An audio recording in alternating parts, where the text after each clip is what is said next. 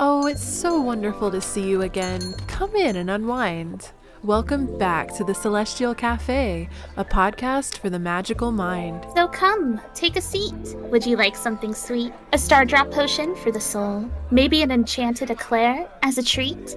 I just baked a batch of warm cookies with a dash of moonlight. I wonder what will happen if you take a little bite.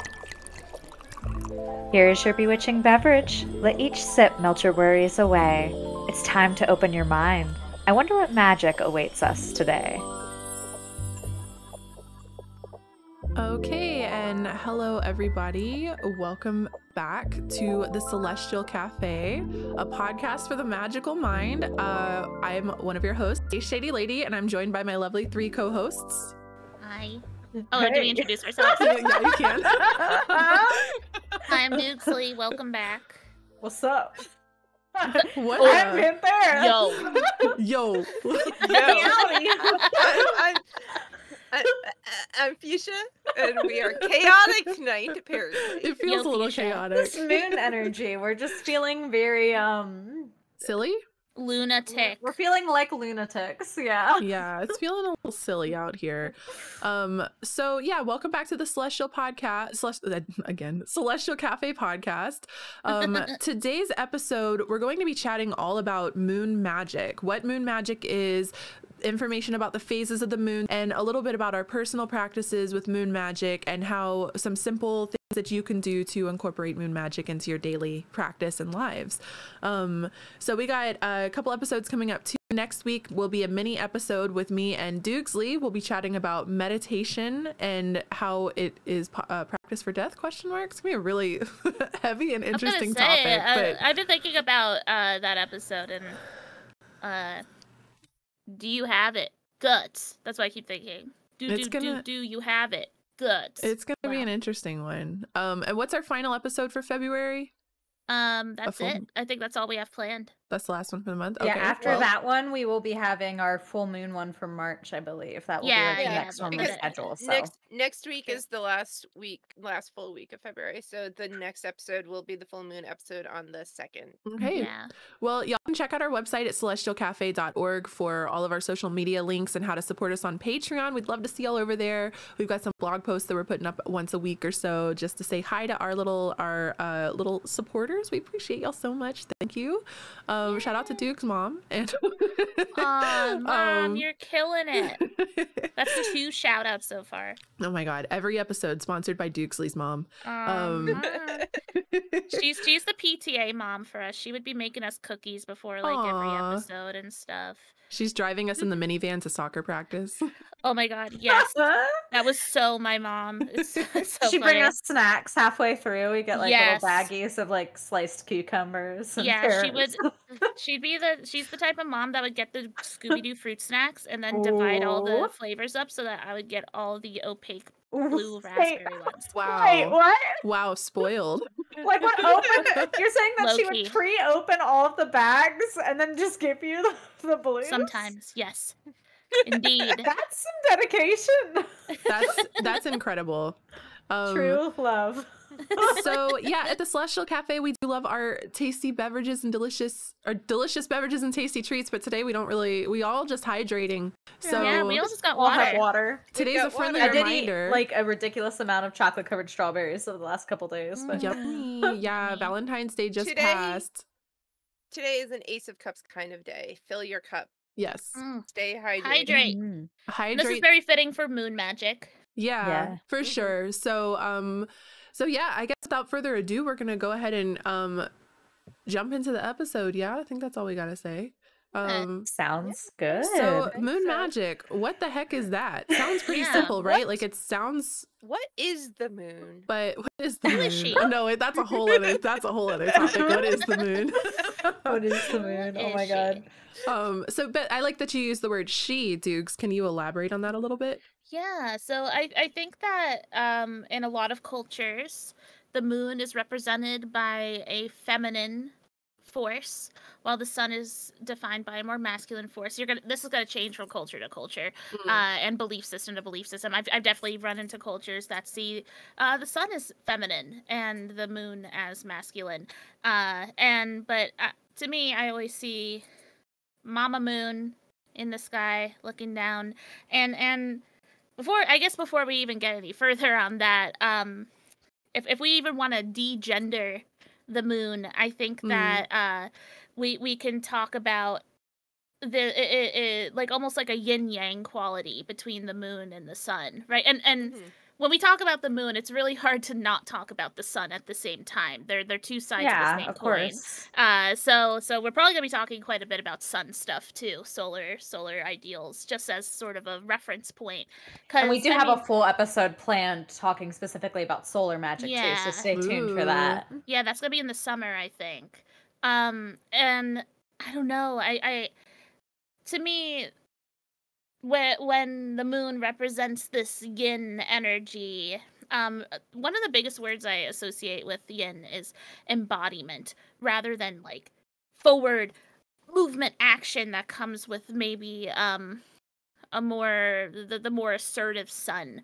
Moon's a little bit more subtle. It's a little bit more like show don't tell sort of energy, when I think the sun just kind of likes to fill up a whole space and create energy in that way. The moon sort of encapsulating this I don't know, much more subtle in how it affects our daily lives. Like besides just how it lights up the night, which it doesn't even do that every single day, much like the sun does, right? The sun is reliable, it's always there, it's a constant kind of presence. The moon kind of fades in and out, and it when was it this? I don't know when it was determined exactly that like the moon was in control of like the tides and things like that, but oh yeah, I don't know about that. It's one of those things that it's like it's not very like, I feel like even now it's not super well known. Like I don't know, like I feel like a lot of people are still like unaware of the like apparently the ways that the moon affects us. Did a quick old Google over here, 1687, and it was our good old Sir Isaac Newton explained. Shit. So that's not even that long ago. Explained right? that ocean tides result from the gravitational attraction of the sun and the moon on the oceans of the earth. That was in my lifetime, so. Oh wait, hold on. Wait. We're shifting the episode topic right now. We have so many questions. Vampirism? I think one other quick thing too is the moon is very heavily associated with like people with uteruses menstrual cycles too. It's very commonly associated there. Wait, so I'm getting mixed information too, because now I'm seeing Pytheas back in 320 BC related spring tides to the phases of the moon. So it looks like, and this is honestly, I think this is kind of typical of a lot of He's just a wizard. Modern science and stuff like that. Is it's retellings of things that ancient peoples knew. Like capital K, once the confirmation kind of comes in, now they just have better ways to actually prove it. And then the information was lost and rediscovered, or shout out to the Library of Alexandria. Or oh my God, rest in peace. Or it was like a known thing in like some cultures, but we didn't listen to them because we're white people and we know everything. That's a common thing. Actually, true. Yeah, like actually a real thing that has happened throughout history, unfortunately. Haha, look at these silly people. We're thinking about, wait, let's do it, but rename it. Now it's ours. Better. Team. Yeah. Okay, so off topic a little bit, but moon magic. What I like the most about moon magic, I think, is the rhythm and cycles of it, and the reoccurring nature, and in some ways the predictability, but the unpredictability. Like you know that the moon is going to get full once a month. You know that it's going to be empty once a month. But I always like wonder, what was it like before knowledge existed in books, and you just kind of like put the pieces together on your own of like, you know, because the moon's in a different spot. This is the other thing. It's it feels unpredictable unless you're studying it, maybe in tune, but you in tune with it. So you go out at night and you just start randomly looking around the sky, and you're like, I know it's got to be around here somewhere, but maybe it rose 5 hours earlier that day, and maybe it's not going to be visible at night on your side of the earth. And is it a crescent today? Is it a half moon? Is it full? Is it going to be bright and orange low to the sky, or is it going to be a little tiny white dot at the top of the sky? Like, it looks different, it feels different every day. And I think that is a huge mirror and metaphor, maybe even for our emotional states. I think not only does the moon affect the tides, but we're also like majorly water. Our bodies are made majorly of water. So we're absolutely, in my opinion, affected by the gravitational forces of the moon as well. And I think it has a massive impact on the way that we exist, our state of being. And obviously, because I feel like that's the thesis of Celestial Cafe, right, is studying moon magic. Like we launched the podcast around full moon and the astrology with it, and how you can surf through those energetic pulls. So it's high time to discuss this on a bigger level, because we usually just talk about the full moons. Now we want to spend some time today and talk about all the phases of the moon that happens in one lunation cycle. So it's pretty exciting, and all four of us here practice moon magic in some capacity. So or are just active participants in Luna's presence and wisdom. There's a reason we started this podcast as being around the full moon. For sure. We all vibe here. It's interesting because I think that tarot brought us together, but the thing that keeps us lined up, I'm not even really sure how to say it, but we ended up creating made a creative thing together based around the moon, and that is what has kind of like cemented us into a regular schedule with each other. And we've kind of created, like you were mentioning, like the moon is kind of in control of these cycles and like phases and stuff like that. And it's interesting that like we were in alignment with like the full moon to begin with, like this time of like energy and celebration. That's when we all come together to have these like magical discussions. Well, it's and then funny. like the other weeks are filling in. But when we I think you're going there. Just going to say the same thing. When we first started, we tried doing it on the new moon, and it was just like so low energy. Like none of like we had to drag ourselves out of bed. Like there was no interaction. Like because like nobody has energy in the new moon. And then we were like, what if we do the full moon instead? And then sometimes it's been absolutely chaotic. But Celestial Cafe originally started as just a Discord group meetup. It wasn't even a podcast, and we would do like let's meet up and read tarot together, and so it was based around a community, and I definitely noticed a tangible change in behaviors from the like let's meet up on the new moon and read tarot together. Everyone's quiet, no one's assertive, people are more in their feelings and not like sharing. Exhausted. No webcams, no I don't want to mics. be on webcam, I don't want to talk, I'm just here to listen. And then we do it on the full moons. People show up, makeup on, look at all these tarot decks I got, I want to tell you everything. There's totally different tangible energy levels based on the new moon or full moon. And I think that's one of the things that really, before we started doing our full moon meetups or even new moon meetups, like I worked with the moon, but I was never really conscious of that specific energy like playing out on a cycle. But like once we started doing that, like we were like, oh yeah, it's the full moon, I actually have energy. Look at this, it's the full moon again, I have energy. Look at this, it's the new moon, I don't want to do shit. Kind of thing. And like it's one of those things that if you look back, that's always been a common factor, but I wasn't aware of it until I actually started working with the moon in this capacity. And it's just one of those synchronicities that like the magic of the moon is always there, whether you know that you're working with it or not. Yes, it just as the sun is always around, the moon's secretly always around too.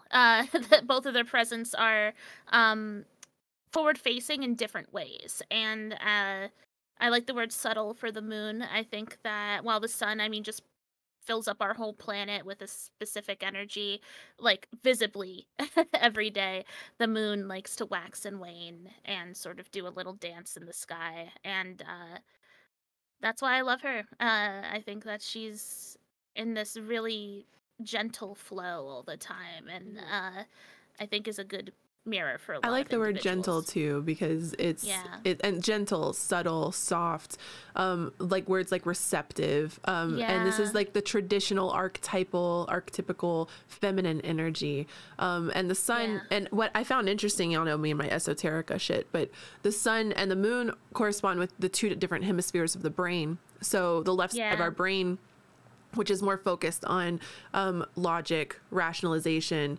math. It's where 1 + 1 = 2, black and white thinking, structured solid, firm. This is more associated with masculine solar energy. And the right side of the brain, which is the creative side of the brain, is the magician side. Intuition, change, fluidity, reflection. There's the feminine energy, art, creative, splatters, coloring outside of the lines. Nothing really, it's like nothing really makes sense. It's and I think that's the side that also processes language and more fluid things like that. Connection.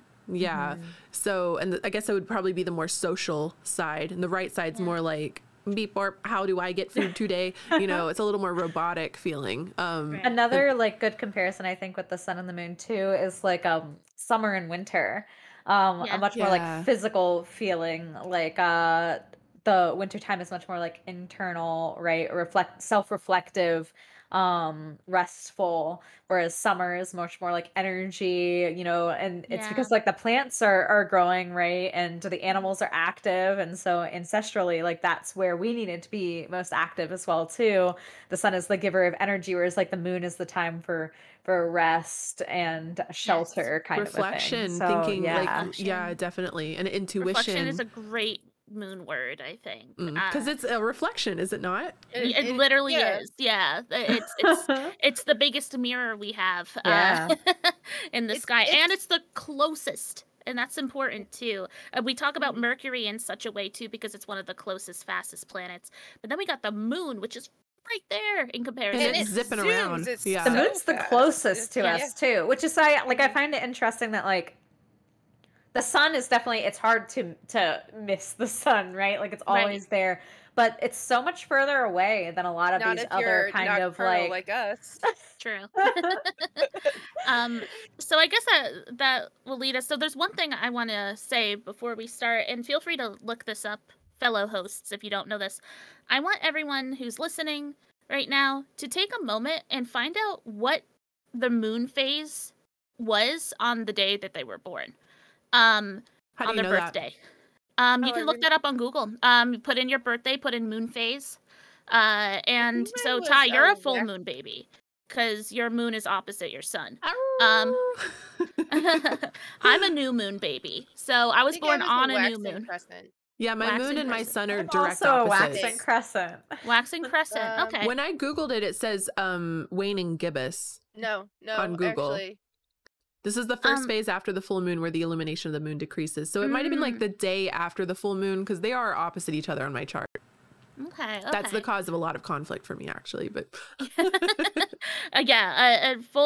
whenever I see full moons in a chart, I'm always like, that's a lot of conflicting energy. I was very wrong, apparently. I was a waning gibbous. That is the opposite of a waxing crescent. You're right. It's literally the exact opposite. So we have almost... So you and Shady are both waning gibbous?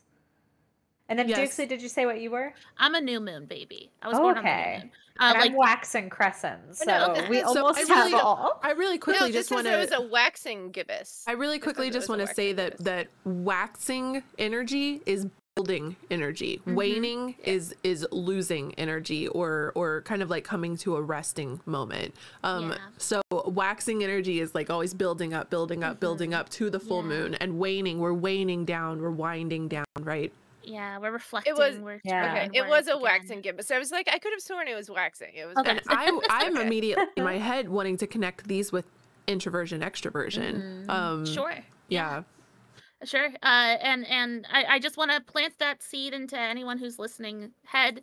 We're going to be going through all the moon phases. And for those that were born in a specific moon phase, maybe you'll find in the future when we are in that phase, maybe you'll have more or less energy. I think a really cool part about moon magic is the awareness of this very specific cycle. So a lunation, that's a big fancy word for the cycle of the moon. And one lunation is around 29 and a half days. So We usually get one lunation a month. Sometimes we get lucky and get 2, and then that's a blue moon, which we'll be talking about. There's a lot that happens in that 29.5 day period. There's a lot of different like energetic changes as you kind of go through. We have these different lunations that happen throughout the year, and each lunation is broken down into 8 phases of the moon. Yes. And we're going to start by talking about, I think Dukes wants to start with the new moon. Yes, and I want to say that this is really exciting for people who are watching this on Monday when it releases on podcast platforms, because this on Monday it's a new moon. So you will be going into this new cycle with all this knowledge, and technically these cycles start on new moons. So if you're listening on Monday, you're going to be well prepared for the upcoming phases. Or if you're watching right now live on twitch.tv/HeyShadyLady, you get a few days to prepare. Y'all get to study. Yeah, y'all get a head start. Yes. So new moon. It's when the sky is dark, it is quiet, the sun's warmth is absent from the moon's influence. It's still there. I mean, like, the sun is still doing its thing. It's very, very, it's probably the most subtle that the sun is during a moon phase. But the new moon, it is so subconscious. And I think that the big phrase that is associated with new moons is new beginnings, rebirth. We were talking about what we compare like moon cycles to. I compare it to Phoenix energy. I was just about to say Phoenix, like this is the ashes period. This is the ashes, yes. And this is a wonderful time. And the moon, she rebirths every single month. It never ends. She is the queen of living, dying, and then living again, and then dying again, and then living again. It's amazing. And I think that she's such a good representative of just this natural flow that us humans go through all the time. And I don't know, this rebirth, reborn period that the moon is in, you can't see her, but you can feel her sort of energy. It's all about welcoming in newness, calling back your energy for transformation. This is like such a good time for like journaling, goal setting, vision boards. Just a lot of people use the new moon to like manifest. I don't know if I agree with that. So what they try to say, and this is varying depending on your own beliefs, of course. Take what you want and what you resonate with most. But it's more of, this is the seed planting times. So I love to use like the growing plant as the metaphor for kind of moving I would almost see this the moons. As far as seed planting, like this is the moment of, like, you've got a pot with soil in it and you haven't even decided on the seeds to put in yet. So this is where so the idea then is that you can prep your manifestations to work on them through it's your planning kind of period of, okay, this is what I want to manifest this month, and you can kind of get that in motion and then work it up through, and then the full moon ideally would be you reaping those benefits and then giving thanks and gratitude kind of a thing. Like celebration. Like we discussed, the new moon does not come with a burst of energy, so this is the time for the thinking, and then as like no, this is a reflection. This is like a looking in some ways. I don't think it's like a deep looking back, but I like journaling because we're reflecting what didn't work last cycle, what can we do this cycle. And a sentence I saw last night when I was like kind of preparing for this episode was, call on what is missing or what you're needing right now. Like whatever you spent the last cycle doing. Yes. So those are, like, in my opinion, like the seeds that you're planting, those intentions that you're hoping to kind of tend through. And I think real quick, it's important to mention that the moon is dark during this time because it's between us and the sun. So not fully where it's like an eclipse, but the idea is that the sun is not reflecting. It's reflecting on the backside of the moon that we can't see during that time, right? And so when we have a full moon, it's on the opposite side, so the sun is fully reflecting on it. The shadow of the earth is actually what casts the shadow on the moon. Right. And so there's also a bit of earth magic that comes into moon magic, right? It's very nature based. It's like how the earth is affecting the moon and how the moon is affecting us in return, kind of a thing. It's this like relationship between the two, which I think is really like perfect. And actually something I'm going to really dive into later is gardening by the moon cycles. Cool. Which I've been doing a lot of research into, and it's really fascinating. Oh, that's really cool. We'll talk about 30-day cycles for gardening is pretty interesting to think about. But yeah, I don't know, new moons, it's a really good time to like really think about what you want to do. It is a great time for goal setting, and especially over a 29.5-day period, seeing what you can accomplish, what you can learn, what you can gain over that time period, and sort of using the new moon as like this checkpoint of like, okay, new cycles, new lunation, new me. Right. So let this be a little mini rebirth for yourself, and create some good foundations for yourself. And if you're feeling lost, this is also a great time to get deep and dig deep for that clarity, like for that guidance that's deep down inside, because the quiet of the moon is deafening. The wisdom comes through so strong during new moons, at least for me, where it's just she's quiet, I'm quiet, I'm receiving, and I think that's a really good word for the new moon too, just sort of receiving, being open to whatever is going to come your way, rather than maybe being the one manipulating the energy yourself. Just sort of listening, being in tune. The most energy I think that needs to be output during a new moon is just simply that mental energy. I associate the new moon with air element and like third eye sort of energy, where it's just like, I'm answering questions. I'm doing vision boards. I'm journaling. I'm just like getting intimate with like my big beautiful mind and my goals and stuff like that. So this is where I think a lot of it too depends on like our practices and so on. But I actually do more workings on like the new moon than I do kind of throughout the rest of the moon periods. And I do a lot of kind of dark moon magic. A lot of the spirit connections that I am fostering are much more active during the dark moon times.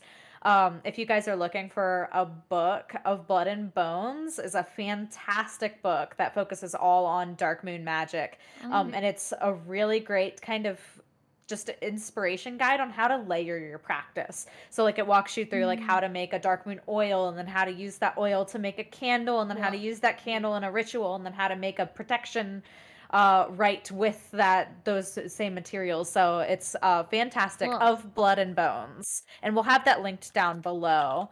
But fantastic book, highly recommend if you're interested in the kind of the darker side of the moon, and focusing more on it is just as a trigger warning and stuff like that, but it does talk a lot about using bodily fluids, dead animals, bugs, insects. It is a grittier book when it comes to like witchcraft. It's not all love and light. So just keep that in mind if it's something you're interested in, but highly, highly recommend if you are interested in that kind of darker side of things. And we have mentioned the phrase dark moon a few times. Panthera, you're the one talking about the most. Do you mind talking about what exactly the dark moon is? If you do your research in Google, you're going to find all of the most mixed things imaginable. I have never been able to find like a pure definition. So how I go based on it is I do refer to it as the dark moon, but for me, the dark moon is when it is completely dark. Yes. The shadow has fully encompassed. And the new moon is when there's just the slight sliver. So if you're using it kind of like Dukesley's phoenix metaphor, she has been reborn already, right? There's that little bit of life there. Whereas dark moon is complete shadow, complete darkness. Okay, yeah. So that's how I use Oh My God, but everybody does it differently. Some people use it interchangeably. That's how I line up too. A lot of people will call the dark moon the new moon. Like some people, like what a lot of practitioners call scientifically, it's just the new moon, right? If you're just talking about it, but like energetically, in the witchcraft spirituality sphere, that's where you get the two different terms, and there's kind of that conflict there a little bit. Well, because it's not new until there's something there is kind of how I feel about it. Like there's no new growth yet. So I don't know. It's to me like the dark moon, if we're looking at the gardening thing, the dark moon is like the flower pot, and the new moon is the soil is in it and you're getting ready to put a seed in. Kind of thing. So it's like just an empty flower pot that has nothing in it, and you're just like full. You just dumped out the old flower, like you dumped the old thing out, and now you've set it back down in front of you, and you're pondering before you start to put that soil back in. Like that's the moment of the dark moon to me. So for those who are listening on this new moon, this would be just such an awesome day to plan ahead a little bit and start to think about some goals that you want to hit within the next 29 days or over the next 2 lunations or the next 3 lunations. The world is your oyster and the moon is your pearl, and she will help guide you. And it's just and get serious. This is the most serious that the moon is, so you might as well be a little serious with yourself and just dig deep into your subconscious, get some clarity, and start to radically play. And this is definitely out of all of the moon phases, this is the biggest inward pull. Like we talked about with like doing our Celestial Cafe meetups, nobody really wanted to be there. No one wanted to be on camera. Everyone wants to be like cocooned up alone. So it's definitely like journaling time, pull in, and however that looks for you. Where do you get the most insight from yourself? Is it like the 20 minutes after you wake up in the morning and you're still kind of tiptoeing in dream world, where you can pull some of those symbols out and kind of understand what your subconscious is really feeling at the moment? Is it a tarot? Is it pulling tarot cards for yourself? Is it meditation? Is it sitting out in your yard under the moon for, a moon meditation or something? What is it that actually helps you tap into your intuition and subconscious mind and get that information? Yeah, and also shout out to fellow new moon babies, because I can say from my experience as a new moon baby, I have tons of energy on new moons, and I am dead asleep on full moons. I sleep throughout the whole day on full moons. That is my recovery time. So your mileage may vary, but I'd say that the average person is less energized on new moons. I think I'm just built differently. Built differently. Built differently. So as we go into like the waxing moon phases, waxing moons is sort of like the majority of what I do is on new moons and dark moons. The waxing moon phases is like where I do almost everything else, I guess. Like for me, like I barely do anything on like waning or full moons. It's like all at the beginning of the month. I guess that's when I have like the most momentum and energy. But waxing moon phases this is where you're bringing everything in, right? It's growing as the moon grows kind of throughout the month. This is where you can do your money magic workings. You're working those manifestations. This is where you give more energy to those vision boards. If you have like a wish box or anything like that, this is a great time to kind of feed more extra energy in. Yeah. What do you guys think about like waxing moon energy? The waxing phase, and this probably comes from me being born during a waxing phase, is like my favorite. It's my favorite time to work with. Like there's the three phases of waxing. There's the waxing crescent, the first quarter, and the waxing gibbous. And all of that is like as the moon grows, my power, I feel like the energy grows. just ramps up. The higher energy and higher. just ramps. Do you guys make like solid distinctions between the crescent, the half, and the gibbous in your? I do. Okay, I just kind of lump it all into waxing. And that's totally valid. It kind of like I don't got time. The intention kind of gets all lumped together as like as a growing phase, but I definitely feel the difference in the energy between the waxing crescent, where it's just starting to grow, versus the waxing gibbous, where it's almost a full moon, like it's almost complete. And so like I feel the different energies, even though like throughout the entire waxing phase I'm working on the same thing, right? And I think that so something I see quite commonly with the witches is that a lot of people do manifestation work on new moons, and I disagree with that. I think new moons are meant for collecting, and then waxing crescent begins, and then you start to do some magic, and then you start to do some spell work. When the moon just starts to poke her head through, and she's like hello, and then it's like, because when the moon's dark, it's just sort of like, I don't know. The energy is supposed to be a little bit more inward. I think a lot of this is going to depend on each individual person and kind of how you see power and everything. Because I guess like we'll get more into this like when we get to the personal side of things. But we could probably go ahead and sprinkle in here, because I think we probably should, just as we're going through this.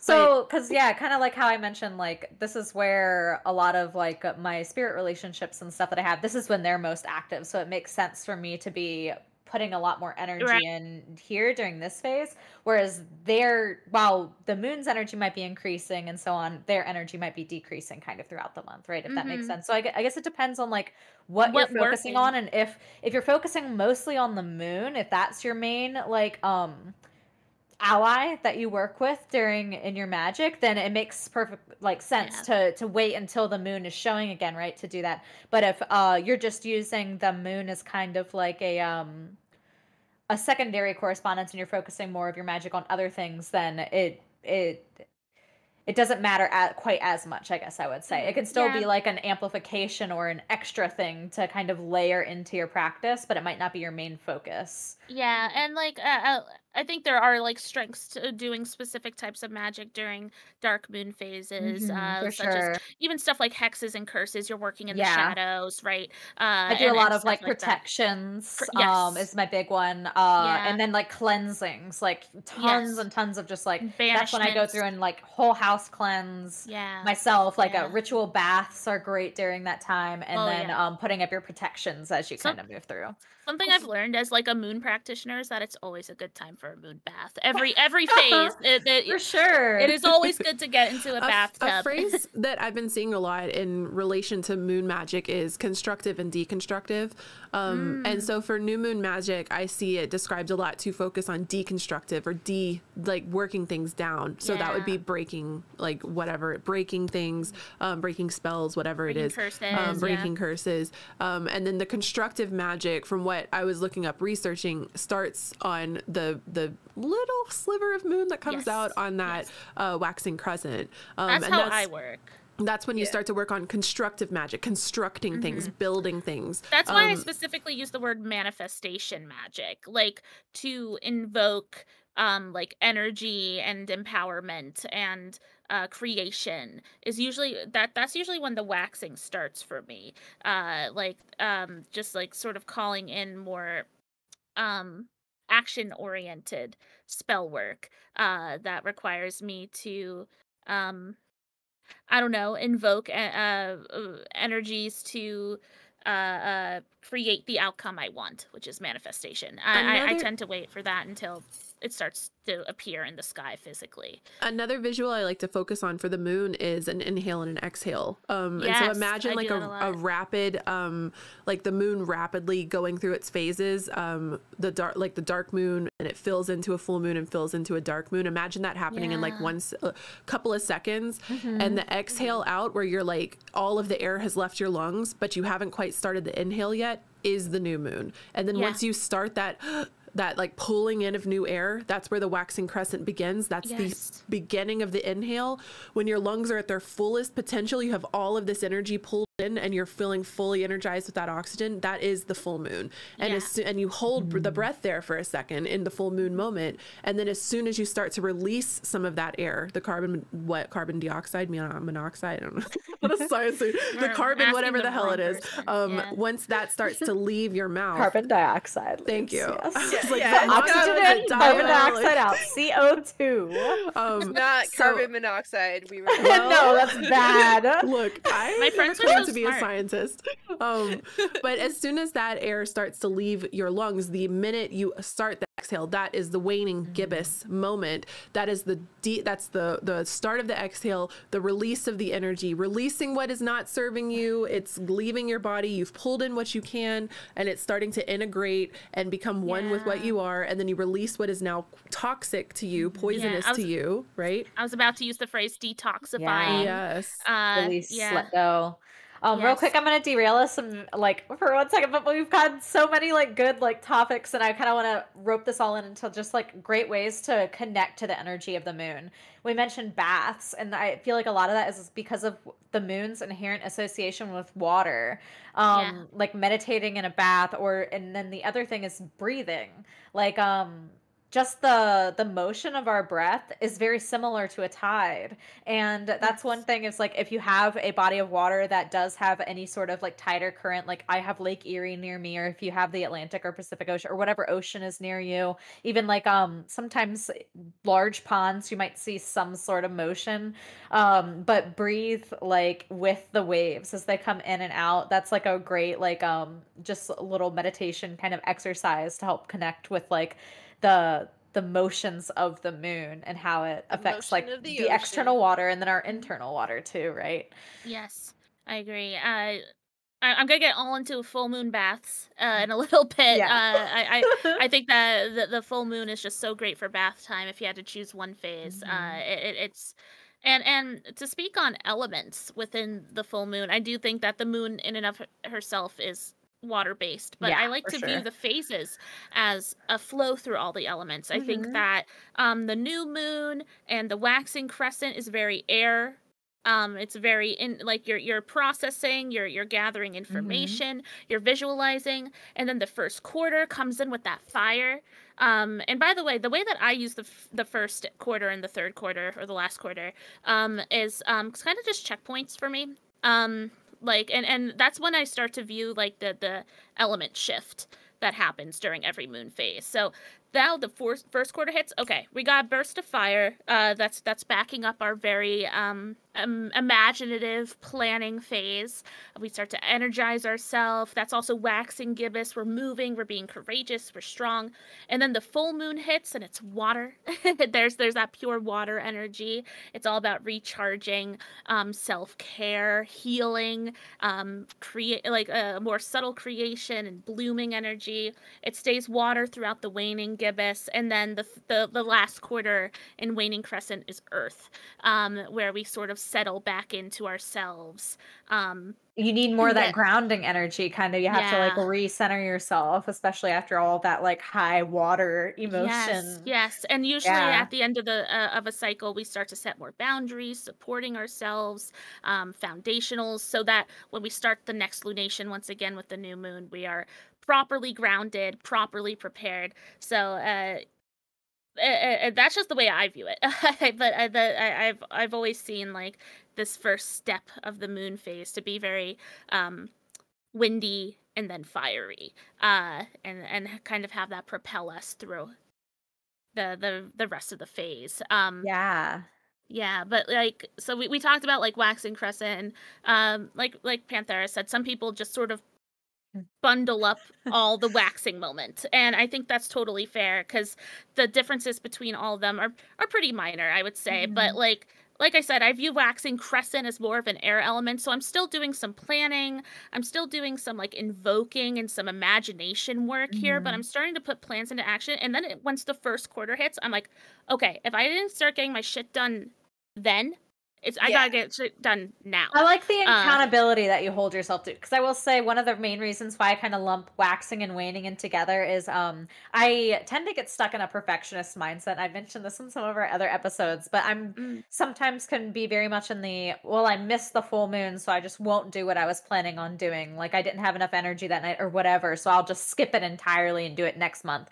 Whereas like that eventually can accumulate into not doing anything for several months. So the thing about seeing it like as a chunk, for me at least personally, is if I miss one day, it's like I still have tomorrow, I have the next 2 weeks. Right. So the energy, like the thing about these moon phases is that they last a couple of days. Like the energy's lingering around for a few days. So you don't you could try to optimize, like the moon is at peak fullness at 6:14 p.m. in this time zone, and this you could try you could do that if you really want to, and sure, it's going to have some effect on like but y'all should see my like first book of shadows. Like, man, I had it like out down to like if you were using it this like, is it was the same so thing, bad. This is the same thing I tell streamers though. If you're using these things as procrastination techniques, quit it.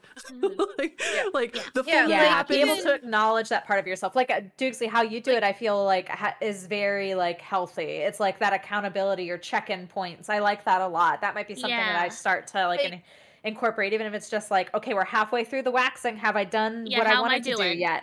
Okay, I should do that like tomorrow then if I haven't. And how can I invoke some fire today? How can I alchemize the wind into the fire? That's how I kind of process quarters.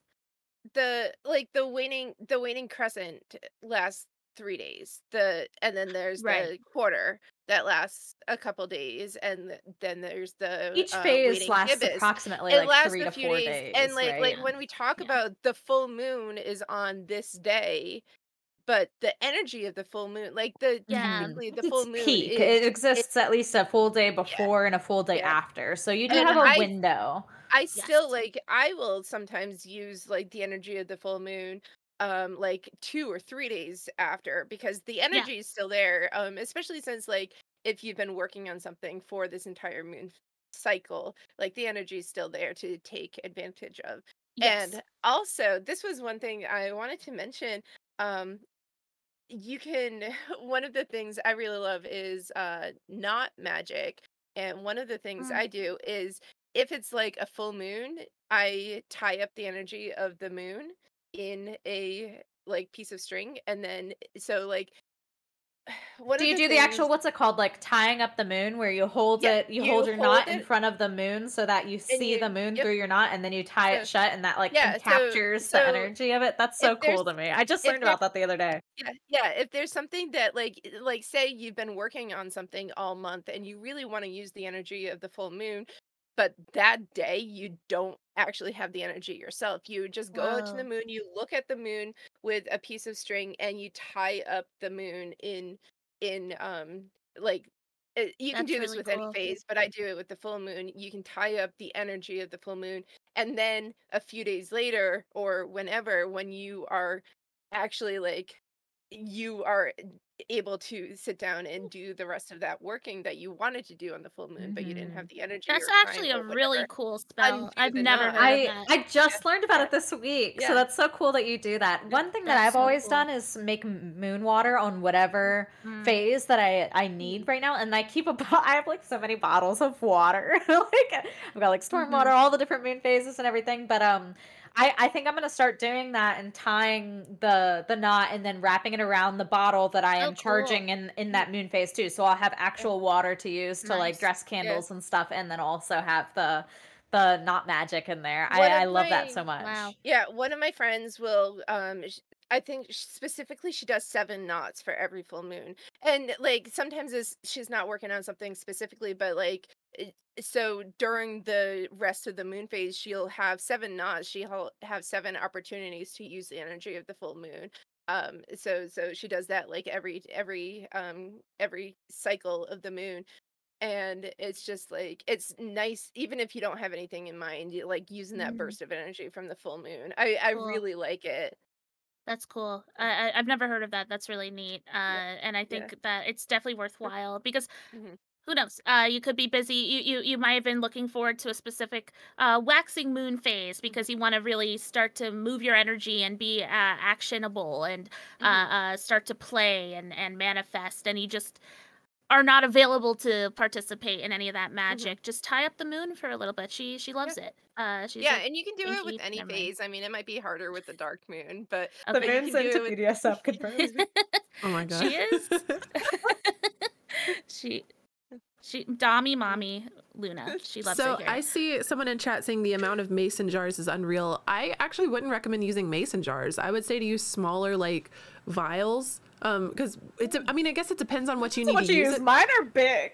Mine Why are do like you these need that kombucha much? bottles. Well, I like them because they're like pop tops. I originally got them when I was making my vanilla extract, but I love it. But I use it to water my plants. I use it a lot, so I'll add Okay, it to my okay. baths. yeah, yeah. So I need a lot more than just if you're just doing Well, a I couple was drops to thinking, like add to a I spell like or to like a me, pouch or I'm something, then imagining that'd be like, fine. okay, I need to grab some of the full moon energy from this month. Like, to me, it's like, how long are you storing? Are you using this for months and months and months to come, or is this just to like grab a Depends on little what it bit is. of My storm let me water, yes, I'll use that for a while. But moon water, I usually try to use it by the end of the next cycle, cycle, so I right? That's what can. I would Yep. So I'll use it imagine. But all throughout the month. for sometimes it also depends on like I have bottles from a full moon from like 2 years ago, because it was a specific, either like something specific happened Yeah. around that full moon, or it was a specific astrology thing. I'll keep bottles of water from the lunar eclipses, specifically Yeah. because that has a very very like these things make sense to me. So like storm water, it has a specific energy. I've kept like snow, I guess snowflakes turn them into, but I like these things happen less often, right? Or maybe you're somewhere where it snows every day, but like whatever it is, like a crazy storm, a hurricane comes through. Hurricane water is probably like crazy to work with. So like I can understand those, but like to me it's like you've got 500 mason jars. I've got waxing crescent moon for the Scorpio. I've got that's where in my head I was like, why do you have this much water? Like what are you? A lot of it just depends on what you use it for. So you better watch out. The government's gonna come after you for harvesting rainwater. Yeah, right. That's a whole other conversation. I actually that makes me so mad. I haven't actually made moon water in a long time, just because life, that whole spiritual burnout episode, but usually when I do make moon water, I make 3 bottles of it, and I like to use like fancy wine bottles or like I have a painted wine bottle that I use. But I make 3 bottles of it of like the regular moon water, but because that's what I use to water my plants throughout the month. But then but like if it's a special moon or it's a special, like a certain astrology thing that I want to keep that energy of, I'll make another bottle. So and since we're talking about moon water, I just want to jump in and say moon water is just water that you keep out during a moon. It doesn't even need to be outside. Try to keep it near a windowsill maybe, but even then if you can't do it, the magic's amazing.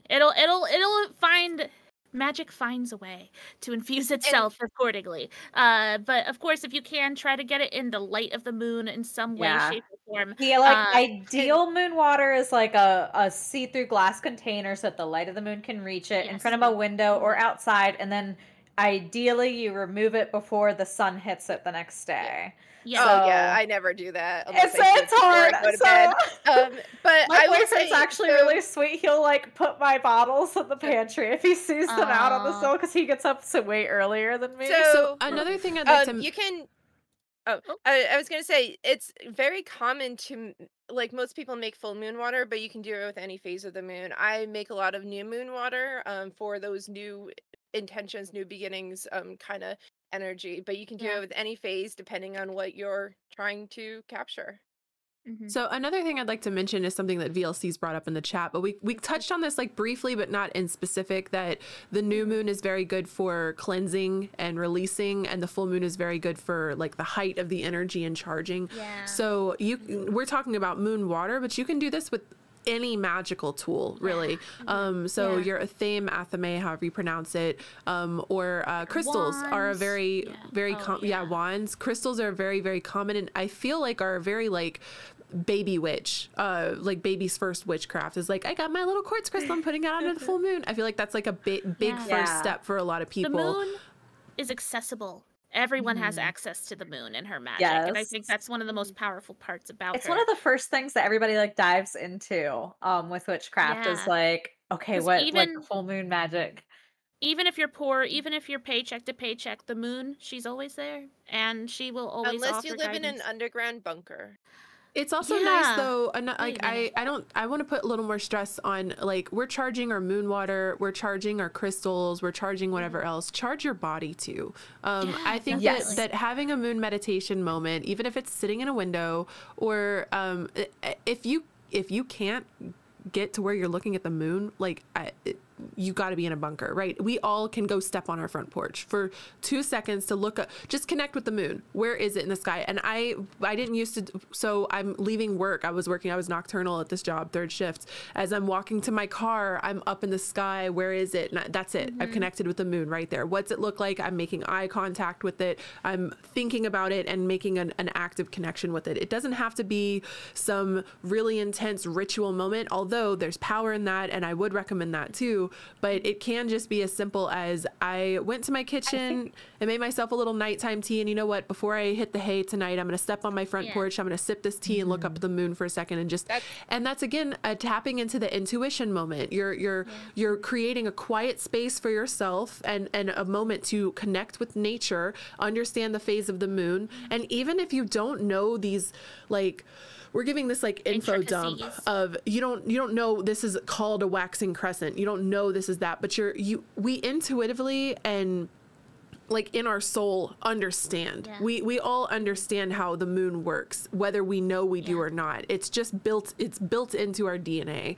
So just the act of going out and connecting with it, and if it is through a window because it's really cold and it's snowy, that's fine. And if you can't see it because it's cloud cover, that's knowledge. You can't connect with the cloud cover. The cloud cover though it's a symbol in and of itself. Yes. Like it's so there's so much like I do want to touch on one quick thing because you talked about like the visualization of the moon and looking at the moon, and like especially if we're talking about like ancient traditional kind of astrology and everything was based off of visual back then. We didn't have the instruments to really like, all of it came from our eyes first, and what could we see from the earth, what it looked like from the earth.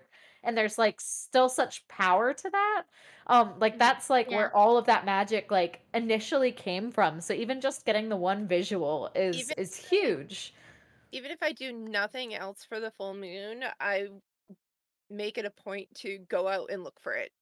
And I mean, sometimes it's up during the day, so I'm not going to see it. But if it's out at night, I always make it a point. I step outside, I look for the moon. Great. I don't always, and I will say that the moments in my life where I'm just like, oh, I don't even know what the moon I haven't looked at the moon in weeks. I don't even know what it looks like right now. The only reason I know is because we're doing Celestial Cafe about it. Like the moments in my life where I've been completely disconnected from the moon are usually when I am so far like down a tangent, down a rabbit hole that is unhealthy for me. I've completely lost track. Like I'm stressed out. I'm neurotic, like more so than normal. It's just my resting state. I think all this air sign and all this air energy in me. But, so I think that it's worth noticing too when you're having moments of disconnect from the moon or disconnect from nature in general. Like after a month or two, you realize like, oh, I don't even know when the next full moon is, or I haven't seen the moon. I haven't made eye contact with the moon.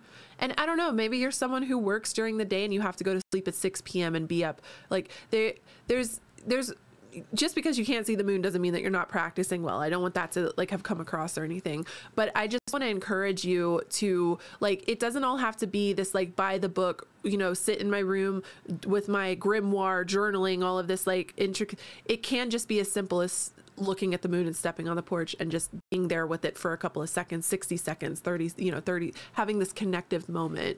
And I do if I'm outside at all at night, I just like not even thinking, but if I don't think about it, I just look for the moon. Like no matter what phase it is in, no matter what, like, and I live in Chicago. We have a lot of cloud cover. Like there are many times I cannot see the moon whatsoever, but I always look for it. And that's just like one of the instinctual things that I do all the time. And it's not for any like specific working or anything. It's just like, oh, I'm outside. It's nighttime. Let's look for the moon. So another thing I want to mention about the full moon is that this is typically where the phrase lunatic comes from, which I think we've probably mentioned in a past podcast. But there's I don't know if there's evidence for this, but there's a lot of speculation that maybe someone can say or not, but more crimes happen during the full moon. I think there's actual statistics in like EMT and like ambulances and like people like coming to the hospital and stuff like that on full moons, isn't there? It's actually that's a rumor, but it's not actually. That's what I'm saying. I think that I think it's a joke about it, but. As someone who worked with the homeless population and worked with like at-risk populations and the mentally like people who deal with mental illnesses, I worked with them for years. You definitely see in people get less sleep because the full moon because it's bright. Yeah, the full moon is out. It's too bright. You do see an effect on especially I absolutely people who are have outside a lot more. I have more insomnia during full moons for sure. I have a harder time sleeping and I stay asleep. I'm more restless with my sleep. But I mean, I think that full moons are one of the more cosmic experiences that like even the normies get affected by, you know what I mean? Where I think that maybe the average person won't pick up on a waning gibbous or even tap in too much with a new moon, but full moons are such a discussion point for even people who just aren't in touch with their magic, you know? People like to I don't know, like everyone likes looking at a full moon. Everyone likes being participating in the full moon, whatever that means to them. And it's like how people always blame the full moon, and people always blame Mercury retrograde. Yeah, and like I don't know. There's one more thing I'd like to bring up in regards to the full moon. I did just find a study that actually shows that there was increased crime on full moon days, and then also the 7th day after the full moon and new moon, but those were considered insignificant. Because I was just reading a long-term study done for several years. Yeah, I was just reading something a couple months ago that refuted that. So we have a folklore stereotype of werewolves that transform on the full moon. Right. And I think that this is an interesting image archetype, that there is a creature that transforms into its true, full, powerful, wild, uncontrolled nature during the full moon cycle. Yeah. And after that, it returns back to its normal it's both folklore and witch folklore are actually like super intertwined too. It's just something really interesting. Maybe we could do like a whole episode. Like love that. I would love a folklore. Yes, please. I was actually going to type in our group chat later, like that we should do a moon folklore episode because there's so much. So before we jump off of full moon, because I was rudely interrupted by my headset dying, there's just a couple thoughts I want to throw out there. One, baths. I really think that full moons are so good for self-care. I think that they are one of the best days to tap in and nurture yourself and love yourself, and bubble baths are just like the bread and butter of full moons. If you're looking to soothe yourself, I don't know, I don't think there's anything better. I don't think there's anything more magical than a beautiful salt bath on a full moon. It's just so cozy, it's so kind, and you get to just douse yourself in this what I don't know, it's perfect. It feels like heaven. And I just, when I see the full moon, when I think about the full moon, I think about that bursting of water energy that is already radiating just from the moon existing, but now it's in its fullest, illuminated by the sun, surging with creativity and movement and intuition. She's got the full package going on. And I don't know, this is the time that usually most people just like recharge their stuff, their items themselves. And for those who participate in spell work, this is a great time to get a little extra boost of energy for, I'd say, like, it's sort of like the quartz of the moon phases. This is a pretty catch-all moon phase, where if at the very least, if you can't catch any of the other phases, I would recommend trying to catch the full moon and sort of capturing whatever the full moon is to you, because it's when the moon's the loudest, proudest, and she's blooming. She's in full bloom, and I don't know, I think there's something really beautiful about that. And I don't know, just and keep in mind, I'd say keep in mind with all the phases, but especially with new moons and full moons, check in, see how it's reacting with you. Like I said, I get exhausted on full moons, so tired. I got a nap all day long, and that's why I'm such an advocate for full moon self-care, right? But for others, this is the day to get shit done, to move. Yeah, I feel like I have so much energy during the day, but that by the time it gets to like actual nighttime, I just want to like relax. Not me. I did want to mention one thing on the subject of new and full moons. There's often, if you journal, it's really easy to see this happening. There's often, like, if you start something on the new moon of, like, say the Pisces new moon, the full moon 6 months later, the Pisces full moon is often like one that will be actually culminating if it's a long-term project. A lot of things, like if you start them on that new moon, you'll actually see that come to fruition on the full moon that corresponds to it. Right. So if you want to do longer term things other than just like the 28-day, 29-day moon cycle, if like that's something to kind of plan for, like with especially if you want to work with the astrology of the moon as well, which we do entire episodes of the astrology. We focus episodes on those each month. Yeah. And yes, so we are like I want to try to get us into a wind up space of this, and there's so much to talk about with the moon that I feel very like scattered with how we've kind of approached this so far. I feel like here we go. Have a moon podcast. But we should probably create spin-off episodes of this that focus on some of these things in more detail. So we've got folklore of the moon, and then these special moons, so like the eclipses and the blood moons and all of this kind of stuff. I think these could be sections that we create our entire episodes around, because there's so much to go into with moon magic, and it's not until we sat down to try to talk about this that I realized like how we could probably sit here for 8 hours and never run out of things to say right now. I think that we still need to kind of touch in on the waning moon energy here and talk about waning. So this is great. We'll wane down the topic as well. Well, okay. Well, this is a good time then to talk about. So the full moon has hit. The energy is full. We are full of Luna's love and guidance. And now it is time to check in after this big burst of energy, and we enter into the waning moon phases, which consists of the waning gibbous into the third quarter or the last quarter, and the waning crescent, which then leads back into a new moon, restarting the lunation. Waning moons. Like I said, this is sort of the evolution from water into earth energy. I feel like after the big burst of the full moon, Luna starts to retreat again. She used up a lot of big energy there, and now she's using the last of her energy to kind of curl up and get comfortable and reflect. I think this is a really good time to reflect, see how this lunation went, check in with yourself, listen, I think is a good word here.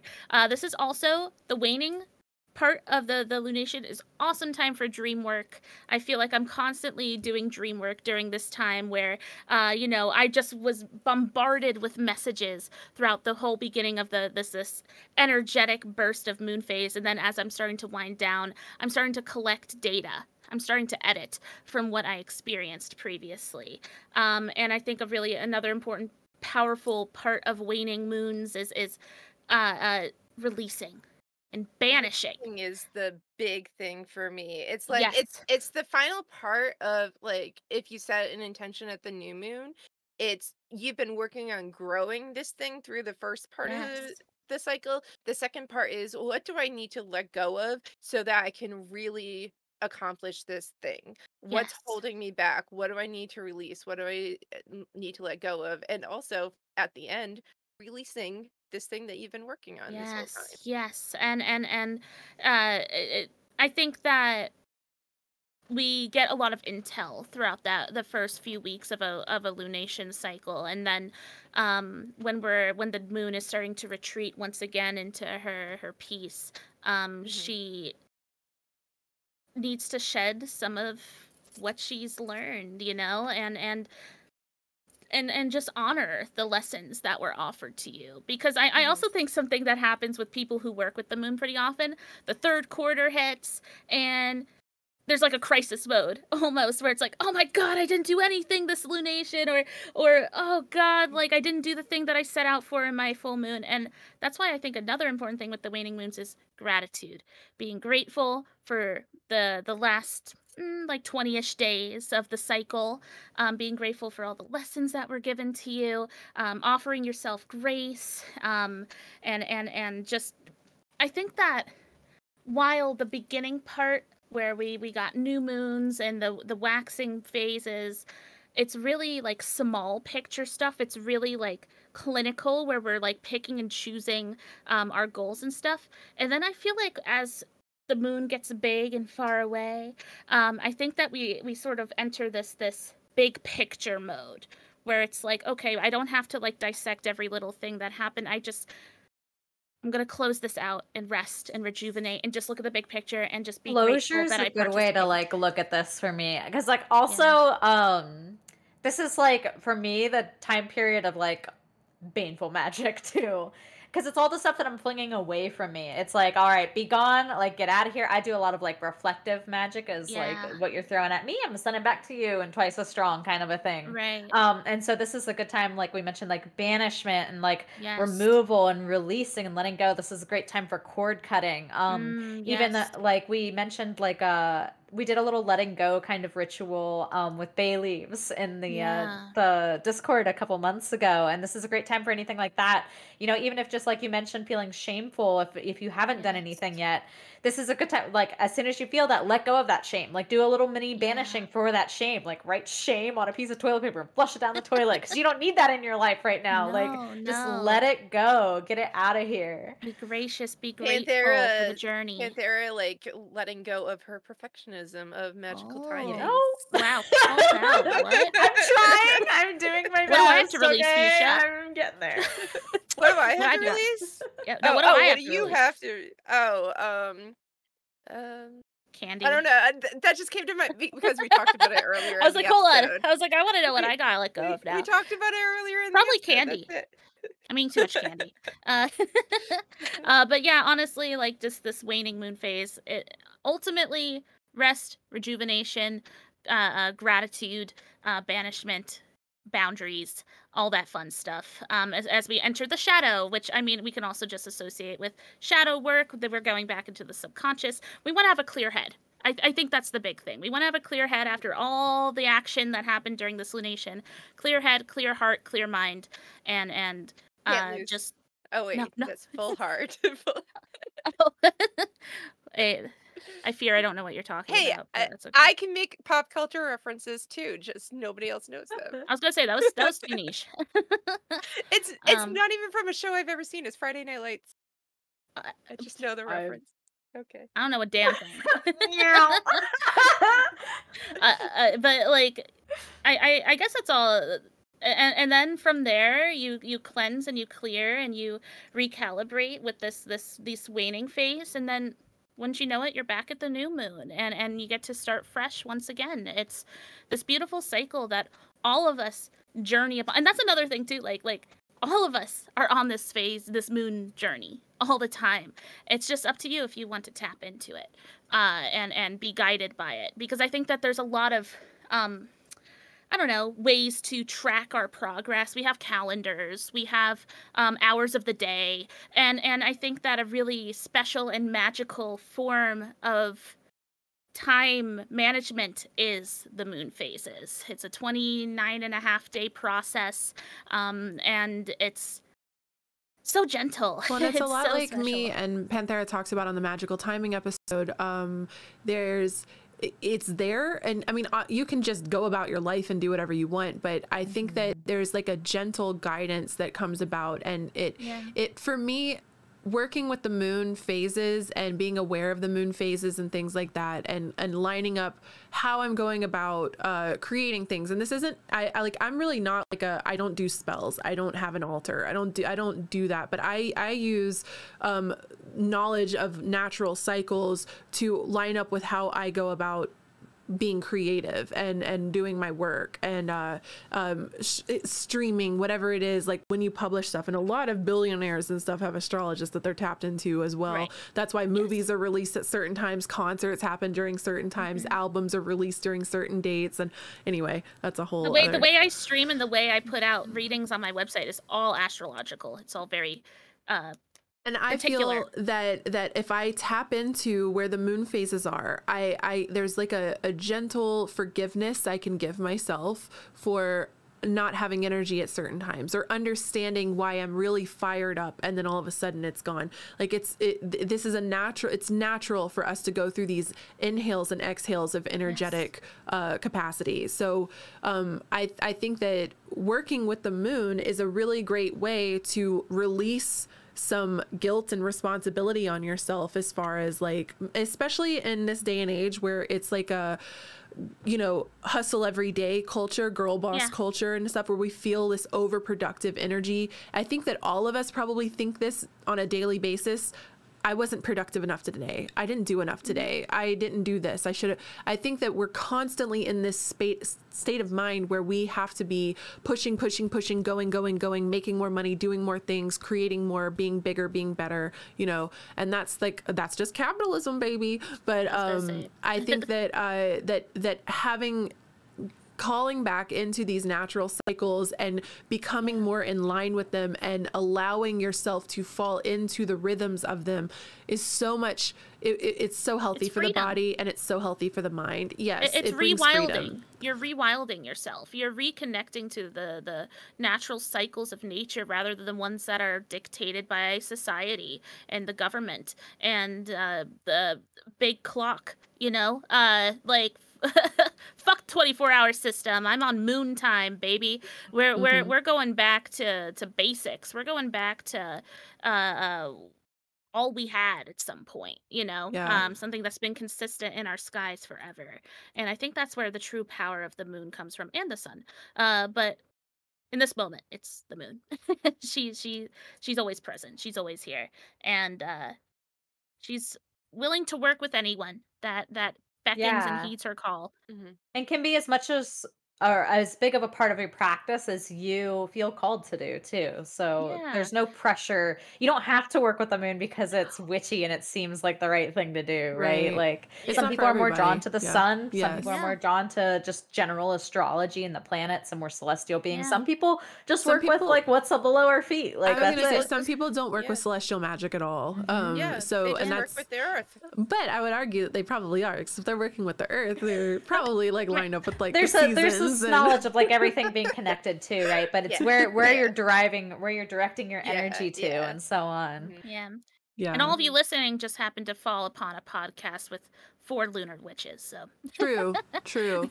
That's just what's happening and here. Of course, I've seen a few people. You can kind of guess it from the name. I've seen a few people here and there in chat talking about how in this culture the moon is masculine, and so we're not clearly going to be able to cover every cultural understanding of lunar archetypes ever, and that is absolutely not what we were attempting to do with this episode. We are not a history podcast. No, we're just kind of chatting about. But it is very fascinating if you want to do your own research on like what cultures or what mythology you are fascinated in, or what might be part of your ancestry, and doing research from there, and kind of seeing if you follow the same line of thought of like, yes, this is what I think the moon is associated with, or so on. It's a good little. This is how our personal practices are.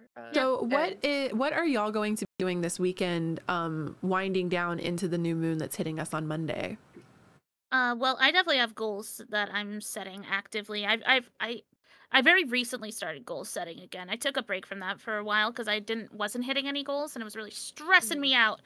So I decided to throw that idea in the garbage for a bit, and now I am ready to set some goals, and I'm excited for the record, for those who are listening right now. This new moon's gonna be in Pisces. Oh, that's beautiful. That's a super watery baby time. That is a super watery, super dreamy, super heady new moon. She's gonna be very talkative, I feel, for those who are receptive, especially during this time. And it's on a moon day, a Monday. I don't know. Beautiful times ahead for anyone who's tapping into the moon this week. But just goal setting. And I've actually been feeling the call. I've never done this before, a vision board. I've never done a vision board before, but I don't know, just something that I can kind of glance at and tap into and feel inspired by. I don't know. Inspiration's been such a buzzword in my world lately. I'm ready to be inspired again, and I'm gonna be doing a lot of goal setting as well, a lot of list making and planning how I want to do things, because next week is my grand return to streaming and content creation and making YouTube videos and stuff, but I want to be ready for it. I haven't streamed seriously in like 2 years, and I just I want to be ready. I want to actually have things planned out, and so I can manage my expectations, really, because I have all this. I put this pressure on myself that I used to hit these numbers. I know I'm not going to hit those numbers, but I have the expectations that someday I will. So I am making lists about like what goals I want to hit and like what I want to focus on. So that's actually like the rest of my weekend is going to be focused on that, and also schoolwork because I have a project due that I haven't started yet. But but that's it's very much new moon energy is planning what I want to see happen for the next month regarding coming back to content creation. Yeah, cool. See, that's a nice solid goal. Mine are a little bit more. It's interesting that you have like your start back to streaming next week, because I'm doing a big schedule change. So I'm trying to become, like, instead of a night streamer, like an afternoon streamer. So I'm doing like a big schedule change. I'm also rolling out a new podcast called The Shady Whispers, where I do like ASMR, soft spoken readings of royalty-free books. I'm starting with Alice in Wonderland. I'm really excited about, but I'm also going to start rolling out blog posts and YouTube videos. So it's interesting that I haven't been aligned with the moon for the last like couple of months, really, beyond what we're doing with Celestial Cafe. But over the last like few weeks, I've been kind of gearing myself up for, going into not quite overdrive, but I'm pushing the gas a little bit stronger on what I've been working on already. And I had started creating a planner and a schedule, and I was like, you know what, I'm not going to start this week.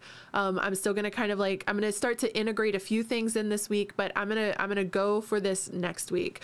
And now that we've had this conversation, I'm realizing that it lines up with the new moon and it's right with a new cycle. And so this is just, again, makes me go, we're all intuitively lined up with this stuff, and we don't realize it, and things line up and fall into place a lot of times into the natural cycles of the moon, just by beautiful, like, synchronistic, coincidental happenstance, whatever, however you choose to see it. It's very serendipitous. So, and it's worth mentioning too that I'm planning on streaming next week too.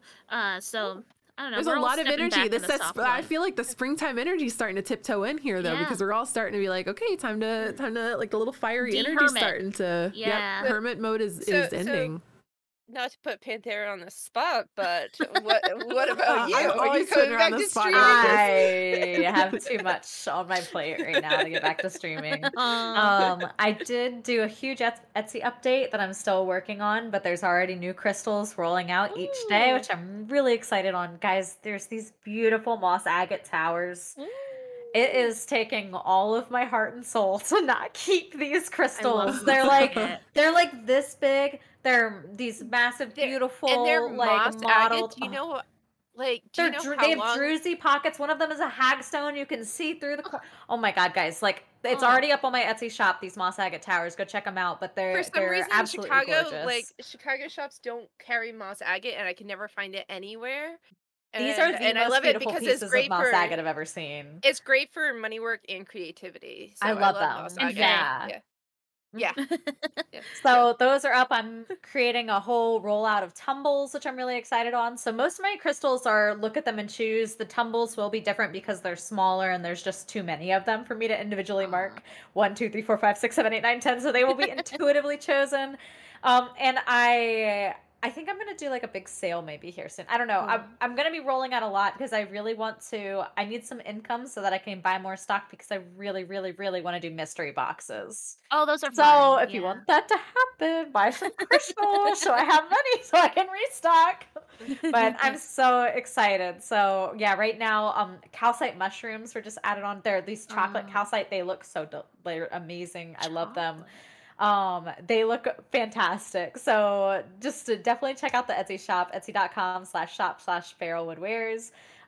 So that's kind of what I'm going to be working on this weekend. I also just need a really big kind of reset in my magical practice right now. So that's what I'm going to be working on is I need to clean my altar, start it from scratch kind of a thing, just completely pull everything down and then rebuild. And so I'm going to be doing a lot of like spiritual house cleaning, I think, this weekend.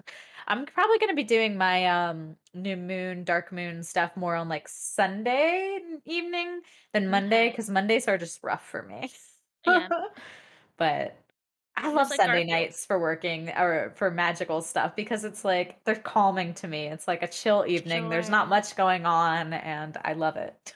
Look at all of us stepping into this next lunation with ideas, with goals. This energy. is good shit. Yeah. Yeah. And good luck to anyone listening who's going to be taking advantage of this new moon magic.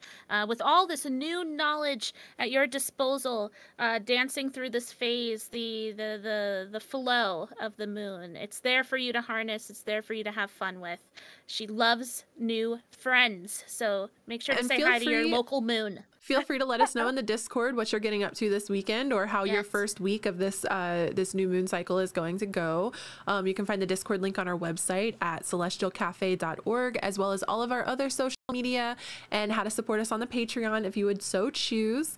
And I suppose that's gonna wrap us up here. I will probably be posting a blog about the 8 phases of the moon just from the research I've done this week. So hopefully that should be up by the end of the week at my website at heysshadylady.com. And I gotta convert it into something. I'm trying to keep things moving, but I guess that's it. We'll see you. We will not be streaming next week's episode, but I will be streaming my first tarot stream in like 6 months or more on my channel Thursday at around 2 p.m. Eastern Standard Time. I'll be starting earlier in the afternoon.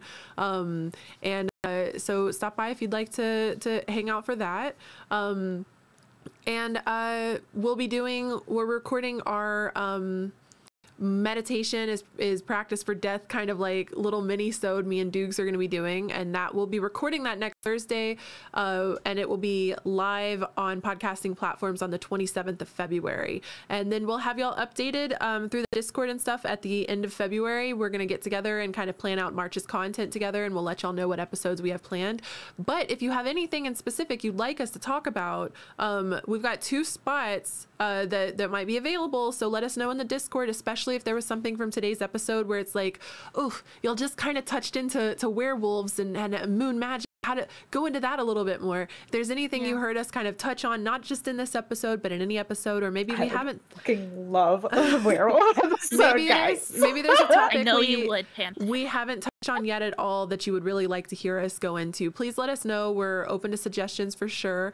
And you can, do that through, we've got an email address on the website, we've got social media, or we've got the Discord server. And I guess that's going to wrap it up. So thank you as always to the lovely hosts for helping make such a great conversation about moon magic. And thank you to those of you who showed up in the Twitch chat to support today.